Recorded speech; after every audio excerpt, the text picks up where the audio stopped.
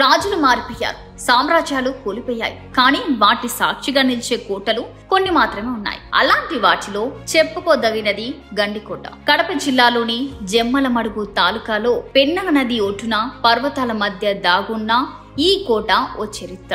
శ్రీకృష్ణదేవరాయల కాలంలో వెలుగులు విరజిమ్మిన ఈ గండికోట కాకతీయుల నుండి నవాబుల దాకా 4 సామ్రాజ్యాలకు అండగా నిలిచింది. హిందూ, ముస్లిం సంస్కృతుల కలయికగా విరాజిల్లిన ఈ కోట ఆంధ్రప్రదేశ్లో ఇండియన్స్ గ్రాండ్ క్యానియన్ అనే బిరుదును కూడా పొందింది.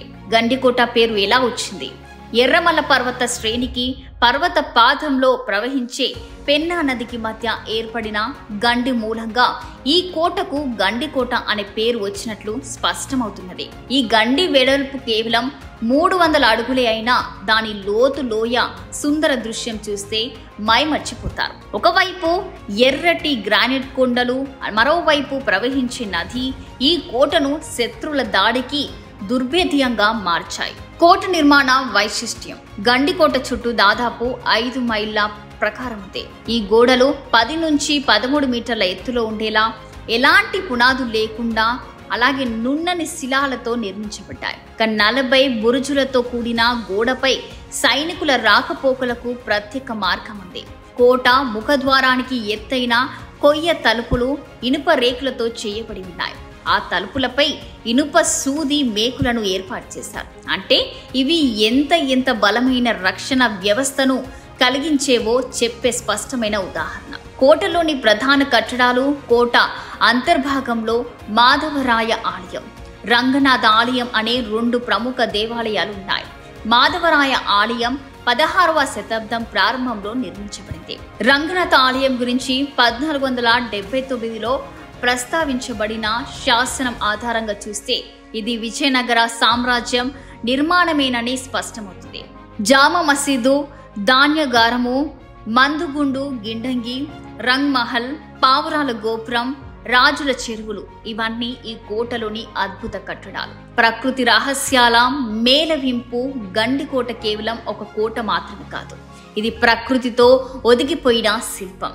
200 అడుగుల ఎత్తైన ఇసుక రాతి కొండల మధ్య సాగే ఈ నది ప్రవాహం సాయంత్రం సమయంలో సూర్యకాంతి తాకితే ఆ దృశ్యం కన్నుల పండువగా ఉంటుంది. ఇక్కడ ఉన్న చెరువులు, బావులు, నేల అడుగు నుండి పైకి వచ్చే నీటి సదుపాయాలు ఆధునిక కళాన్ని తలపించే విధంగా ఉంటాయి. కోట చరిత్రలో మెప్మసాని నాయకుల పాత్ర. గండికోటను జనరంజక పాలనకు ఉదాహరణగా నిలిపిన వారు మెప్మసాని నాయకులు. వీరి పాలన ఉద్యానవనాలు, తోటలు ఉండేవి. ప్రజలకు నీటి వసతి, భద్రత కల్పిస్తూ ప్రజాపాలన సాగించారు. కానీ నవాబుల కాలంలో ఈ ఆలయాలపై దాడులు జరిపి శిథిలాలుగా మార్చినట్లు స్థానిక కథనాలుంటున్నాయి. నేటి గండికోట పరిస్థితి గండికోట రాయలసీమ జిల్లాలోనే పర్యాటక కేంద్రంగా విరాజిల్లుతుంది. పాడుబడ్డ గుర్రపు సాలలు, రాణి ఆవాసులు లాంటివి నేటికి ఇక్కడ దర్శనమిస్తున్నాయి. ప్రతి వారం శుక్ర, శని, ఆదివారాల్లో సందర్శకులు వస్తున్నారు. గండికోట 1 కాదు 2 కాదు 4 సామ్రాజ్యాల తాలూకు గర్వకేతనం. చరిత్రలో శిల్ప కళకు చిరస్థాయిగా నిలిచిన అద్భుత సృష్టి. శతాబ్దాల పాటు సామ్రాజ్యాల గర్వంగా వెలిగిన ఈ కోట ప్రకృతి రక్షణ, మానవ నిర్మాణ కౌశల్యం కలిపిన ఘన గాథ. ఇక పెన్నా నదిని హత్తుకున్న ఎర్రమల్లలు, అలాగే దుర్భేద్య గోడలు, దేవాలయాలు, మసీదు అన్ని కలిసి ఈ కోట వైభవాన్ని మాటల్లో వివరించలేని స్థాయికి తీసుకెళ్లాయి. ఇది కాకతీయుల, విజయనగరుల, నవాబుల శిల్ప వారసత్వానికి జీవంగా మిగిలిన నిశ్శబ్ద చరిత్ర. గండికోట అది ఒక కోట కాదు, భారతీయ కౌశల్యానికి నిలువెత్తు నిదర్శనం.